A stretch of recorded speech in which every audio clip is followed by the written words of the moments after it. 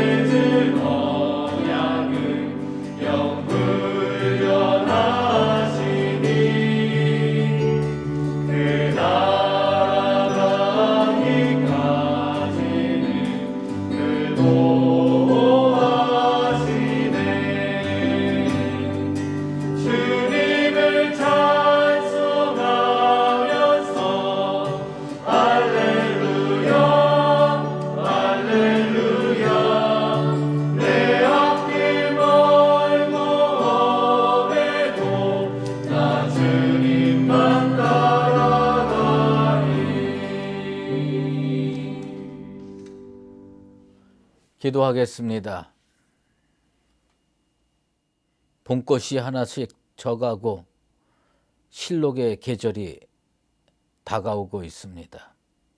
계절은 조금씩 변화되는데 우리의 신앙이 하나님 앞에서 얼마나 성장하는지 돌이켜보기를 원합니다. 하나님, 오늘 이 새벽에 주님 앞에 나왔습니다. 나를 건강케 하시고 주의 전에 나와 주님 앞에 무릎 꿇게 하시니 감사합니다. 내가 앉아있는 이곳이 하나님의 성전이요, 내가 예배드리는 이곳이 베델의 제단인 줄로 믿습니다. 주 하나님께서 오늘 주의 전에 나와 주의 제단에 나와 기도하는 모든 성도들을 굽어 살피시고 그들의 기도 제목에 응답하여 주시옵소서.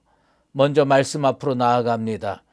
생명의 성령의 말씀이 우리 인생길에 등불이 되게 도와주시고 그 말씀 붙들고 오늘 하루도 믿음으로 승리하며 살게 도와 주시옵소서.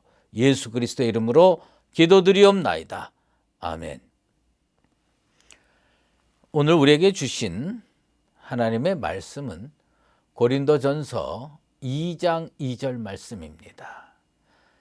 내가 너희 중에서 예수 그리스도와 그가 십자가에 못 박히신 것 외에는 아무것도 알지 아니하기로 작정하였음이라. 크리스천의 올바른 생활 태도라는 제목으로 말씀 증거하도록 하겠습니다. 오늘의 그본세 한 문장입니다. 저는 그 문장 전체를 그대로 끌고 오지 않고요, 이렇게 문장을 이어 붙여서 한 문장으로 제가 만들어 봅니다. 죽을 때까지 교회 안에 살면서 신앙을 견고히 유지하며 사는 것은 결코 작은 일이 아니다. 우리가 세상에 살면서 큰 일 많이 있는데 그중에 뭐냐? 예수 잘 믿고 사는 일이 참 큰 일입니다. 이 큰 일에 성공하는 나와 여러분 되시기를 먼저 주의 이름으로 축원합니다. 오늘 토마스 아켄피스는 우리에게 매우 생소한 삶을 제시하고 있습니다. 은거 생활이라고 말하고 있습니다. 은거 생활. 사실 이거 오늘날 우리 이 복잡한 21세기 삶에서 은거 생활이라고 하는 건 그리 쉽지 않습니다. 라틴어 원문에 의하면 데 모나스티카 비타라고 하는 말인데 이건 뭐냐면 수도승처럼 사는 것에 대하여, 수도사적인 삶을 사는 것에 대하여 이렇게 번역할 수가 있습니다. 사실 요즘 성도들은 세속사회 속에서 사느라고 수도사처럼 사는 모습은 무척 생소합니다. 하지만 아무리 세속사회에 두 발을 딛고 살아도 우리의 영혼은 언제나 세속에 파묻혀서 살아서는 안 됩니다. 그런 의미에서 오늘 시대에 수도사적인 삶에 대하여 깊이 묵상하는 것은 매우 의미 있고 가치 있다는 생각이 듭니다. 사실 요새 또 우리 주변을 자세히 들여다보면 은둔의 삶을 사는 분들이 주변에 꽤 많이 있어요, 사실. 요즘 청년들의 은둔형 외톨이가 심각한 사회 문제로 대두되고 있습니다. 특별히 코로나19 전염병이 창궐하고 청년 실업 문제가 장기화되면서 취업을 하지 못하고 열등감 속에서 밖에 나가지도 않고 집 콕 해가지고 집에 틀어박혀서 은둔하며 살아가는 젊은 청춘이 여러분 몇 명이나 될 것 같습니까? 국가의 통계에 의하면 29만 명이 훌쩍 넘었다고 합니다. 은둔형 외톨이 청년이 29만 명이 넘는다는 겁니다. 직장이나 학교에 가지 않기 때문에, 그리고 가족 아닌 사람과는 교류도 안 하고 사는데 6개월 이상 격리돼서, 스스로 격리돼서 집에 머무는 경우가 허다하답니다. 이와 같이 사회 어떤 구조적 문제에 의하여 원치 않는 은둔형 삶을 사는 것과 오늘 그 모나스티카 비타, 수도사적인 삶을 에 대해서 논하는 것과는 전혀 다른 겁니다. 우리가 얘기하는 그 수도사적인 삶은 뭐냐면 근본적으로 예수 바라보며 산다, 그 뜻이에요. 예수님을 온전히 바라보며 성결하게 살기 위해서 어떤 자세가 필요하냐? 수도사적인 자세가 필요하다라는 겁니다. 그러면 수도사적인 자세를 가지고 살려면 어떤 영성이 필요하고 어떤 삶의 태도가 필요하냐? 간단하게 살펴보려고 합니다. 베드로전서 2장 11절에 사랑하는 자들아, 거류민과 나그네 같은 너희를 권하노니 영혼을 거슬러 싸우는 육체의 정욕을 제어하라. 거기에서 사도 베드로가요, 나그네 같은 너희, 무슨 얘기냐? 나그네 영성이 필요하다는 겁니다. 예수를 구주로 고백하는 크리스천들에게 이 세상은 영원한 집이 아닙니다. 우리의 영원한 집은 어디에 있습니까? 저 천국에 있습니다. 우리는 어떤 사람이냐? 그 천국 본향을 향해서 걸어가는 나그네다. 그래서 크리스천에게 필요한 삶에 대한 영성이 있다면 그것은 뭐냐? 나그네 영성이라는 겁니다. 이 세상에 좋은 것이 아무리 많아도, 자기가 사는 집이 고대광실 큰 집이어도 돈이 많고 물질이 많아서 먹을 것도 많고 쓸 것도 많아도 궁극적으로 저 천국에 있는 우리의 영원한 집에 비하면 이 땅에 있는 건 아무것도 아니다. 경점과도 같은 인생이에요. 우리가 100년 길게 사는 것 같아도 영원한 하나님의 시간에 비하면 경점과 같은 거예요. 잠깐은. 그래서 하룻밤 머물다 가는 나그네처럼 죄 많은 이 세상을 영원한 자기 집으로 여기면 세상에 대한 집착이 많아져서 예수를 붙들 수가 없어요. 예수님 손을 놓을 수밖에 없어요. 그리고 천국을 놓칠 수밖에 없습니다. 여러분, 이 세상을 잠깐 지나가는 나그네처럼 생각하고 살아가는 나그네 영성이 여러분 속에 있게 되기를 바랍니다. 존 버니언이 철로 역정을 줬잖아요. 그 철로 역정이라는 말이 뭐냐면 이 땅에서의 삶이 저 천국을 향하여 가는 하나의 과정이다. 여러분, 나그네가 여관에 들어갈 때 짐을 다 풀고 하룻밤 지냅니까?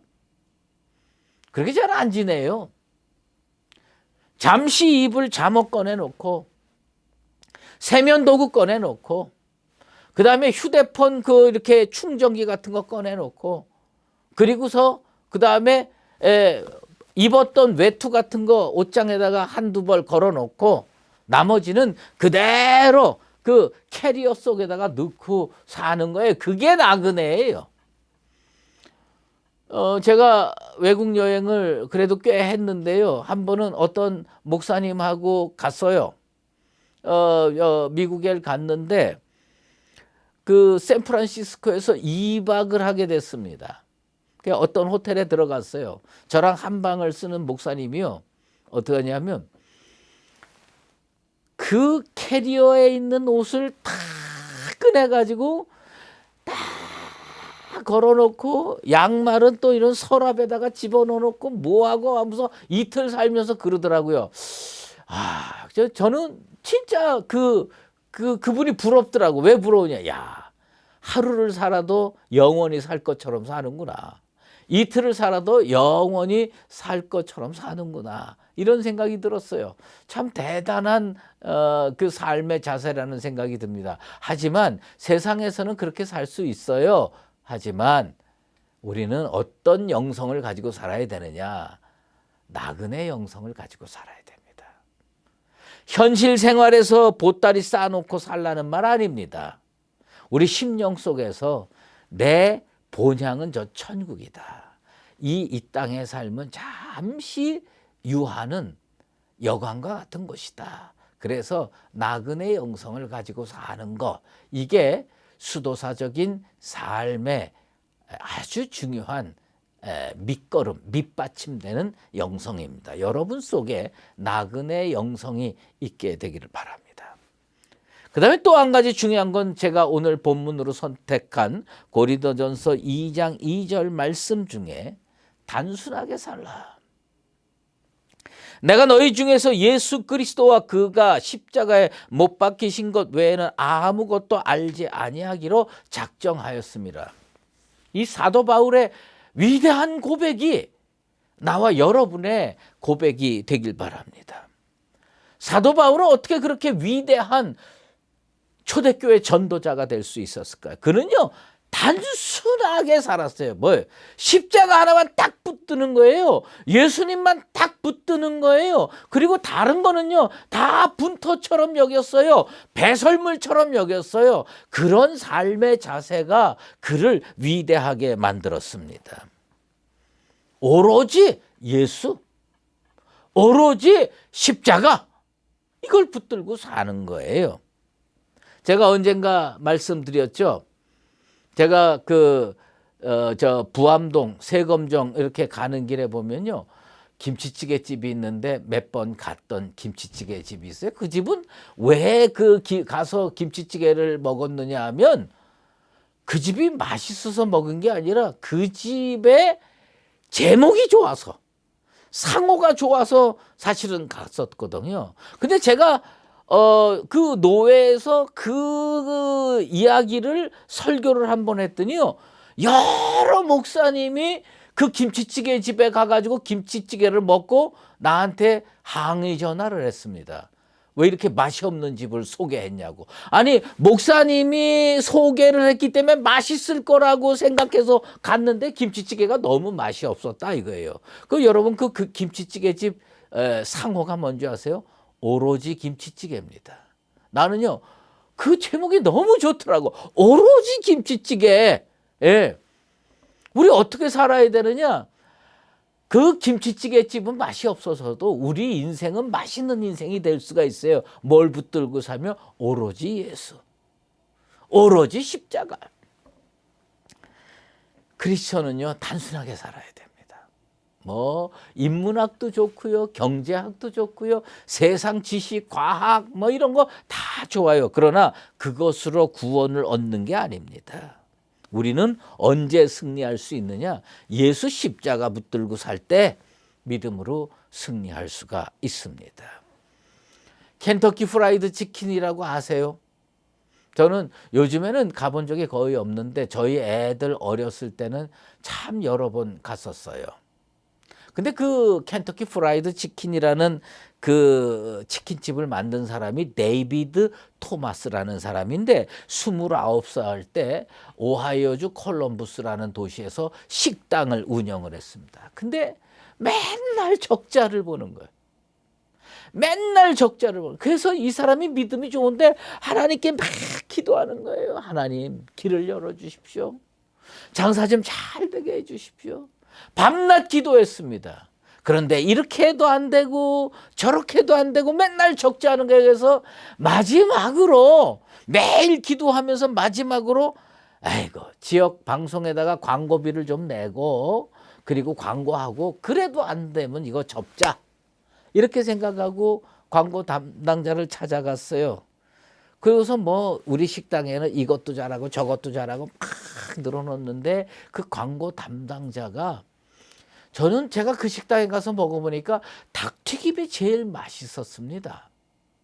그 말을 탁 듣고 이 데이비드 토마스가 머리에 성광처럼 떠오르는 단어가 있었어요. 그게 뭐냐? 단순하게 살라. 단순하게 하라. 예? Simplify. 그래서요, 메뉴가 그렇게 많았는데 싹 다 치우고 켄터키 프라이드 치킨 탁 치고, 그리고 나서 그날로부터 승승장구 잘 돼가지고 세계적인 큰 프랜차이즈 업체가 될 수가 있었습니다. 나는 뭐 여러분들로 하여금 무슨 장사를 이렇게 해라 저렇게 해라 할 마음이 없는 거예요. 그거 아니에요. 우리가 세상에 살 때 무엇으로 승리를 하겠는가요? 단순하게 살아야 된다. 무슨 단순해? 예수 붙들고 살자. 오로지 십자가 붙들고 살자. 그것만이 우리 인생을 믿음으로 승리하게 만드는 유일하고도 확실한 길이다. 이것저것 붙들고 이것도 놓지 못하고 저것도 놓지 못하고 예수도 믿어야 되겠고 이러면서 믿음으로 승리하는 거 쉽지 않습니다. 우리는 어떻게 살아야 되냐? 이 사도 바울이 나는 예수와 십자가 외에는 알지 않기로 작정했다. 모르기로 작정했다. 세상 것들 다 분토로 여기고 세상 것을 다 배설물로 여기고 오로지 예수 붙들고 살겠다. 크리스천의 올바른 생활 태도는 뭐냐? 죄 많은 이 세상을 살 때 이곳이 영원한 내 집이 아니고 저 본향을 향해 가는 나그네 같은 존재, 순례자임을 깨닫고 내 속에 저 영원한 본향을 바라보는 나그네 영성을 가지고 사십시오. 그리고 그렇게 살기 위해서는 뭘 붙들고 살아야 되느냐? 오로지 십자가 붙들고 살아야 된다. 단순하게 살아야 된다. 그래서 21세기 수도사적인 삶이 뭐냐? 이 사람이 요구하는 은거의 삶, 그것은 집에 콕 박혀서 사는 게 아니라 죄 많은 이 세상 나그네처럼 순례자 영성을 가지고 살고 오로지 예수 그리스도, 오로지 십자가 붙들고 사는 게 진정한 의미의 수도사적인 삶입니다. 그런 삶을 살아서 우리 모두가 믿음 안에서 승리하는 나와 여러분 되시기를 주의 이름으로 축원합니다. 기도하겠습니다. 하나님 아버지, 21세기 수도사적인 삶에 대해서 살펴봤습니다. 우리는요, 이 세상을 너무 좋아합니다. 붙들고 사는 게 얼마나 많은지 모릅니다. 가족도 붙들어야 되고, 건강도 붙들어야 되고, 물질도 붙들어야 되고, 지식도 붙들어야 되고, 명예도 붙들어야 되고, 성공도 붙들어야 되고, 그러다 보니까 내 손에서 예수 안 붙들고 살 때가 많습니다. 이 시간에 회개하오니 용서하여 주시고, 우리가 저 본향을 향해서 나그네 된 인생으로 순례자의 영성을 가지고 오로지 예수, 오로지 십자가 붙들고 살아서 참으로 믿음으로 승리하며 살아가는 수의제 교회 모든 믿음의 권속들 되게 하여 주시옵소서.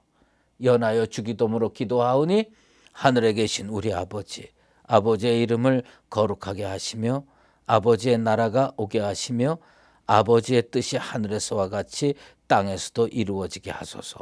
오늘 우리에게 일용할 양식을 주시고 우리가 우리에게 잘못한 사람을 용서하여 준 것 같이 우리 죄를 용서하여 주시고 우리를 시험에 빠지지 않게 하시고 악에서 구하소서. 나라와 권능과 영광이 영원히 아버지의 것입니다. 아멘.